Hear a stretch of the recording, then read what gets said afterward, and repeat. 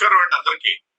నమస్తే sir. So చూస్తున్నాం మనము తాజాగా చంద్రబాబు నాయుడు గారు ప్రెస్ మీట్ పెట్టారు. ఈ నకిలీ మద్యానికి సంబంధించి ఇతర రాష్ట్రాల్లో గాదు, ఇతర దేశాల్లో మద్యం ఎలా తయారు చేయాలి అని నేర్చుకొని వచ్చి మరీ లోకల్‌గా మద్యాన్ని తయారు చేస్తూ ఉన్న కొన్ని కార్యక్రమాలు జరుగుతూ ఉన్నాయి తెర వెనుక అనేది మనం చూసాము.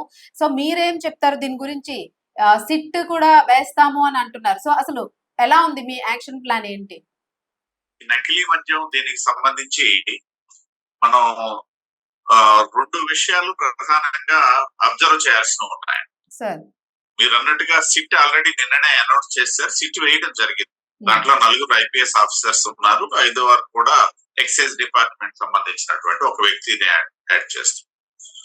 అంటే నేను చెప్పినటువంటి అంశాలు ఏంటంటే, ఏదైతే ఈ సిట్ వేసి దర్యాప్తుకి ఆదేశించినటువంటి అంశం ఉందో, ఇది ఇప్పుడు ఉన్నటువంటి ప్రభుత్వం, కూటమి ప్రభుత్వం సమయంలో ప్రారంభమైనటువంటి ఇది కాదు, సమస్య కాదు. గత ప్రభుత్వం నుండి కూడా కొనసాగుతున్నటువంటి సమస్య. ఈ ప్రభుత్వంలో ప్రారంభం అవ్వాలి. మీరు మీ ప్రస్తావనలో కూడా చెప్పారు, విదేశాలకు సంబంధించి కూడా లింక్ ఉంది. విదేశాల్లో కూడా మద్యం తయారీలో ఉన్న వాళ్ళు అనుసరించినటువంటి విధానాన్ని అడాప్ట్ చేసుకొని ఇక్కడ చేస్తున్నారని చెప్పి మీరు ప్రస్తావించిన దాంట్లో కూడా ఉంది.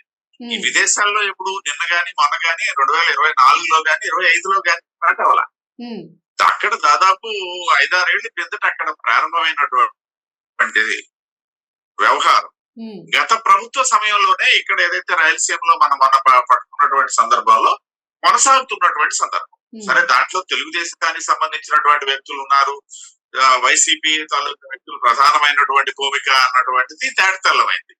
ఇక్కడ వ్యాపారాలు అనేది చూసేటప్పుడు కేవలం పార్టీ ప్రాతిపదికనే చూడాల్సిన పని లేదు. చాలా సందర్భాల్లో విభిన్నమైనటువంటి పార్టీల్లో ఉన్నటువంటి వారు ఒకే కంపెనీలో షేర్ హోల్డర్స్ అయి ఉంటారు.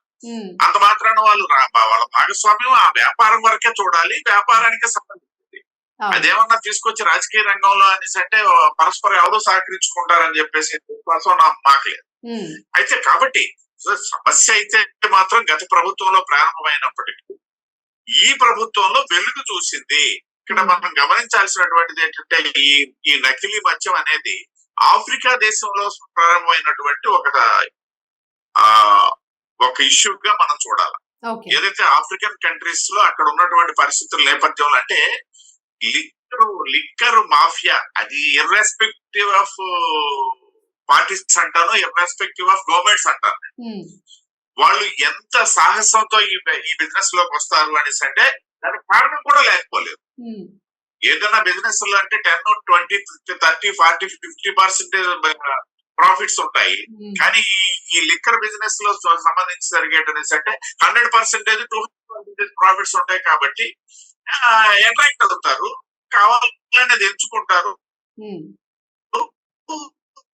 దేశ సరిహద్దును దాటి మరి వెళ్ళిపోయి బిజినెస్ చేస్తారు. అందుకే ఉదాహరణ ఇది.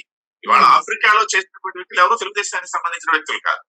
దాని ఆధారంగా ఇక్కడ జరుగుతున్నటువంటి బిజినెస్ లో ఇన్వాల్వ్ అయిన వాళ్ళు తెలుగుదేశం వాళ్ళు పంపించడం జరిగింది. వాళ్ళ మీద కేసులు, అందరితో పాటు వాళ్ళ మీద కూడా కేసులు నమోదు కూడా జరిగింది. వాళ్ళకేమీ ఎక్స్క్యూజ్ చేసినటువంటి పరిస్థితి లేదు. అంటే నేను ఎందుకు చెప్తున్నానంటే, ఈ నకిలీ మద్యము అనేది అరికట్టడం అంటే, ఎక్కడైతే వ్యాపార పరంగా అత్యధికమైనటువంటి లాభాలు గణించడానికి అవకాశం ఉన్నటువంటి ప్రాంతాల్లో, ఆయా రంగాల్లో ఈ నకిలీది కానీ, లేకపోయినట్టయితే ఇంకా చెప్పాలనేసి అంటే ప్రభుత్వ ఖజానా కొల్లగొడుతూ జరుగుతున్నటువంటి బిజినెస్లు కానీ, ఇవన్నీ కూడా జరుగుతుంటాయి అనేది ఒకటి తేటతెల్లమైంది. రెండో విషయం ఏంటనేసి అంటే, వాస్తవానికి గత ప్రభుత్వ సమయంలో చాలా సందర్భాల్లో మేము కూడా మాట్లాడాము. ప్రపంచం మొత్తం డిజిటలీకరణ అయింది. ఇండియాలో ప్రత్యేకించి నరేంద్ర మోడీ గారి ఆలోచన మేరకు చెల్లింపులు అనేవి డిజిటలీకరణ జరిగినటువంటి సందర్భంలో ఏదైతే మద్యం సరఫరా అవుతున్నటువంటి దుకాణాల్లో, ప్రభుత్వం నిర్వహిస్తున్నటువంటి మద్యం దుకాణాల్లో గత ప్రభుత్వంలో ప్రభుత్వమే నిర్వహించింది, ఎక్సైజ్ శాఖ ద్వారాను మరియు అవుట్ సోర్సింగ్ సిబ్బంది ద్వారా. కాబట్టి అక్కడ డిజిటల్ చెల్లింపులు జరగట్లేదు అనేసి అంటే మేము అప్పటి నుండి కూడా దాని మీద కొన్ని సందేహాలు వెలుగొచ్చాం.